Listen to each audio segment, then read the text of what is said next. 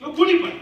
त्यामुळं प्रॉपर्टीला महत्व नाही, तुमच्या दिसण्याला महत्व नाही, तुमच्या बाकीच्या कुठल्याच झाला नाही, तुमच्या मधल्या कर्तृत्वाला समाज सलाम करतो.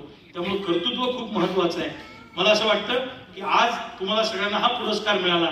हे कार्य तुम्ही जे सगळ्यांनी वेगळं वेगळं कार्य हाती घेतलेलं आहे, हे कार्य अधिक वाढत जाऊ. आणि कसं आहे की काम करणाऱ्या माणसाची दखलच घेतली नाही तर तो माणूस पण डिप्रेस होतो की इतकं काम करून कोणी आपली दखल घेत नाही. त्यामुळं जे समाजामध्ये चांगलं काम करत असतील तर स्वतःहून त्यांच्याकडे जा, त्यांचं कौतुक करा, त्यांना अप्रिशिएट करा, जेणेकरून त्यांचा उत्साह वाढेल.